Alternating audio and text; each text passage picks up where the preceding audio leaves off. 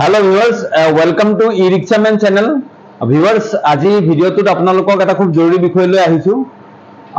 E-rickshaw insurance যেনেকৈ কৰা হয়, ইন্স্যুৰেন্স কৰিলে কি লাভালাভ হয় বা ইন্স্যুৰেন্সৰ কভাৰেজ বিলাক কেনেকুৱা হয় বা ইন্স্যুৰেন্স কেনেকুৱা টাইপৰ ইন্স্যুৰেন্স থাকে ই-ৰিক্সাৰ লগত, সেই বিষয়ে আজি ভিডিওটোত আপোনালোকক কম।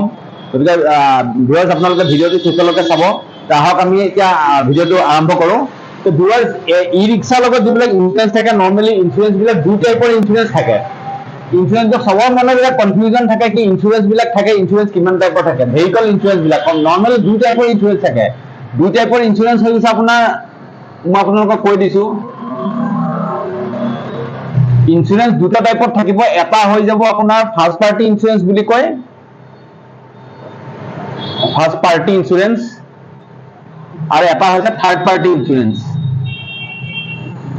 Third party insurance, first party insurance থাকে আৰু থাৰ্ড পাৰ্টি ইন্স্যুৰেন্স, দুই টাইপৰ ইন্স্যুৰেন্স আমি গাড়ীবিলাকত নৰ্মেলি কৰা হয়। তো ফার্স্ট পার্টি ইন্স্যুরেন্স যিটো থাকে এইটো অলপ এক্সপেন্সিভ হয়, পইচাটো অলপ এইটো বেছি পৰে, কিন্তু থাৰ্ড পাৰ্টি ইন্স্যুৰেন্সটোত অলপ পইচাটো কম পৰে। এতিয়া মই ভিডিওত আপোনালোকক বুজাই দিছো যে ফাৰ্স্ট পাৰ্টি ইন্স্যুৰেন্স আমি দুই টাইপৰ ইন্স্যুৰেন্স কৰিব পাৰো। এইটো আমাৰ নিজৰ মৰ্জিৰ কথা যে আমি কোনোবা ইচ্ছা কৰিলে ফাৰ্স্ট পাৰ্টি কৰিব পাৰে, কোনোবা ইচ্ছা কৰিলে থাৰ্ড পাৰ্টি ইন্স্যুৰেন্সও গাড়ীখনত কৰাব পাৰে। দুইটাই লিগেলি এপ্লিকেবল হয়, কিন্তু ইয়াতে কিছুমান ডিফাৰেন্স আছে। আচ্ছা, ফাৰ্স্ট পাৰ্টি ইন্স্যুৰেন্স কৰিলে কি বেনিফিট পাব বা কভাৰেজ কেনেকুৱা পাব, থাৰ্ড পাৰ্টি ইন্স্যুৰেন্স কৰিলে আপোনালোকে কেনেকুৱা ধৰণৰ কভারেজ পাব, সেই বিষয়ে মই আপোনালোকক অকণমান কৈ দিছো। এতিয়া যদি আমি গাড়ীখনত ফার্স্ট পার্টি ইন্স্যুরেন্স কৰা থাকে তেতিয়াহ'লে গাড়ীখনৰ আমাৰ বেনিফিট কি কি আছে, বা থাৰ্ড পাৰ্টি ইন্স্যুৰেন্স যদি কৰা থাকে তেতিয়াহ'লে বেনিফিট কি কি পাওঁ, সেই বিষয়ে মই আপোনালোকক অকণমান কৈ দিছো। যদি আমি গাড়ীখনত ফার্স্ট পার্টি ইন্স্যুরেন্স কৰাও, ফাৰ্স্ট পাৰ্টি ইন্স্যুৰেন্স যেটো অলপ এক্সপেন্সিভ হয়, ফাৰ্স্ট পাৰ্টি ইন্স্যুৰেন্স যদি আপনি কৰাও, ফাৰ্স্ট পাৰ্টি ইন্স্যুৰেন্স কৰালে গাড়ীখন আমাৰ বেনিফিট কি আছে যে ফার্স্ট পার্টি ইন্স্যুরেন্সত যেতিয়া আমি গাড়ীখন এক্সিডেন্ট হ'ব, আমি যেতিয়া গাড়ীখন ক্লেইম কৰিম, যে ইন্স্যুৰেন্স ক্লেইম কৰিম, আমাৰ ইন্স্যুৰেন্সত কাৰোবাক গাড়ীখনে গৈ খুন্দিয়াই দিলে ইন্স্যুৰেন্স যেতিয়া ক্লেইম কৰিম, ক্লেইম কৰিলে ইন্স্যুৰেন্সে ফাৰ্স্ট পাৰ্টি ইন্স্যুৰেন্স কৰা থাকিলে দুইটা পক্ষকে কভাৰেজ দিব। তাৰ মানে আপোনাৰ মালিককো দিব, ওনাৰ গাড়ীখনৰ যিজন মালিক থাকিব, লিখি দিছো মালিক, মালিকৰ যি ক্ষতি হ'ব, মালিক মানে গাড়ী আৰু আলটিমেটলি যিখন গাড়ী থাকিব আমাৰ, গাড়ীখনৰ যিখিনি ক্ষতি হ'ব, গাড়ীৰ মালিকৰ যি ক্ষতি হ'ব, গাড়ীৰ যি ক্ষতি হ'ব কোম্পানীয়ে বহন কৰিব যিখিনি খৰচ হয়। আৰু থাৰ্ড পাৰ্টি বুলি কওঁ, থাৰ্ড পাৰ্টি মানে থাৰ্ড পাৰ্টি মানে ইয়াত কোনটো হ'ব, থাৰ্ড পাৰ্টি মানে আমাৰ গাড়ীখনে গৈ যাক খুন্দিয়াব, যাৰ ক্ষতি কৰিব, ধৰক গাড়ীখনে গৈ কাৰোবাৰ ৱালত খুন্দা মাৰি দিলে, বা গাড়ীখনে গৈ বেলেগ এখন গাড়ী ৰখি থকা গাড়ী এখনত খুন্দা মাৰি দিলে, বা চলি থকা গাড়ী এখনতে খুন্দা মাৰি দিলে, তো সেই গাড়ীখনৰতো ক্ষতি হ'ল। সেই যিখন গাড়ী আছে সেই গাড়ীৰ মালিকেতো ক'ব যে মোক এতিয়া গাড়ী আপোনালোকে বনাই দিব লাগিব, গতিকে তেখেত হৈ গ'ল থাৰ্ড পাৰ্টি। তো সেই তেখেতৰ যিমানখিনি ক্ষতি হয়, যদি আমাৰ ফাৰ্স্ট পাৰ্টি ইন্স্যুৰেন্স কৰা থাকে তেতিয়া তেখেতৰ যিখিনি ক্ষতি হ'ল সেই ক্ষতিখিনিও আমাৰ এই ইন্স্যুৰেন্সে কভাৰ কৰি দিব। তেতিয়া আমি ক'ব পাৰিম যে আমাৰ গাড়ী ফাৰ্স্ট পাৰ্টি ইন্স্যুৰেন্স কৰা আছে, ঠিক আছে হ'ব, আপোনাৰ যিখিনি ক্ষতি আছে, মোৰ যদি ভুল আছে মই বনাই দিম আপোনাক। মই লাহেকে ইন্স্যুৰেন্স ক্লেইম কৰি দিম, ক্লেইম কৰি দিয়াৰ লগে লগে ফাৰ্স্ট পাৰ্টি ইন্স্যুৰেন্স ক্লেইম কৰা আছে, গতিকে ফাৰ্স্ট পাৰ্টি ইন্স্যুৰেন্সৰ ক্লেইমত মোৰ নিজৰ গাড়ী যিখিনি বনাওঁতে ক্ষতি হ'ল সেইখিনিও কোম্পানীয়ে দিব।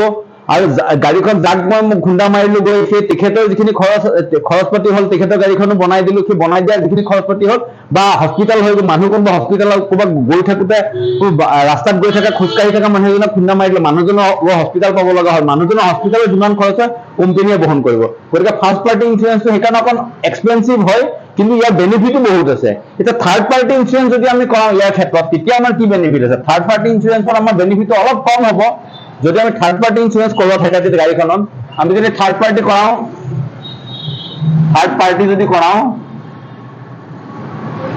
থাৰ্ড পাৰ্টি ইন্স্যুৰেন্স যদি আমাৰ কৰা থাকে, থাৰ্ড পাৰ্টি ইন্স্যুৰেন্স কৰা থাকিলে তেতিয়া গাড়ীখনত আমাৰ কি ক্ষতি হ'ব, থাৰ্ড পাৰ্টি ইন্স্যুৰেন্স কৰা থাকিলে গাড়ীখনত যেতিয়া আমি ক্লেইম কৰিম, গাড়ীখন যে এক্সিডেন্ট হ'ব, যেতিয়া আমি ক্লেইম কভাৰেজ ওলাম, ক্লেইম কভাৰেজ ওলাওঁতে তেতিয়া অনলি ফৰ থাৰ্ড পাৰ্টি, তাৰমানে থাৰ্ড আমাৰ পাৰ্টি যিটো আছে, যাক গৈ আমি খুন্দিয়াম, তাৰ যিখিনি খৰচ পাতি হ'ব সেই খৰচ পাতিখিনি কোম্পানীয়ে বহন কৰিব। কিন্তু গাড়ীৰ মালিক ওনাৰ যিটো চাইডত আমাৰ নিজৰ গাড়ীৰ যিটো খৰচ হ'ব, নিজৰ গাড়ীখনৰ যিটো খৰচ হ'ব, নিজৰ আমাৰ যিটো গাড়ী খৰচ বা নিজৰ মানুহৰ খৰচ, নিজৰ আমাৰ গাড়ীৰ যিটো খৰচ হ'ব বা নিজৰ মানুহৰ যিখিনি ডেমেজ হ'ল সেইখিনি আমি এইখিনি ইয়াত নাপাম। গতিকে থাৰ্ড পাৰ্টি ইঞ্চুৰেঞ্চটো সেইকাৰণে অকণমান কম খৰচটো অলপ কম হয়, কাৰণ ইয়াত অকল থাৰ্ড পাৰ্টি কভাৰেজটোহে থাকে। আমি যাক গৈ খুন্দিয়াম তেখেতে কভাৰেজটো পাব, তেখেতৰ যিখিনি হয় আমাক যদি বনাই দিবলৈ দিয়ে বা কাৰোবাৰ মানুহ এজন আমি এক্সিডেণ্ট কৰিলো, খুন্দা মাৰিলো, মানুহজন হস্পিটেলত আছে, সেইখিনি খৰচ পাই যাম। কিন্তু মোৰ নিজৰ যিখিনি এক্সিডেণ্ট হ'ব বা মোৰ নিজৰ গাড়ীখন যিখিনি ভাঙিল সেইখিনি খৰচ মই ফাৰ্ষ্ট পাৰ্টি ইঞ্চুৰেঞ্চ পাম। গতিকে এই দুই টাইপৰ ইঞ্চুৰেঞ্চ থাকে ভিউৱাৰ্ছ। আমি ইয়াৰ আগতেও ই ৰিক্সা সম্বন্ধীয় বিভিন্ন ধৰণৰ কথা বতৰা কৈ আহিছো।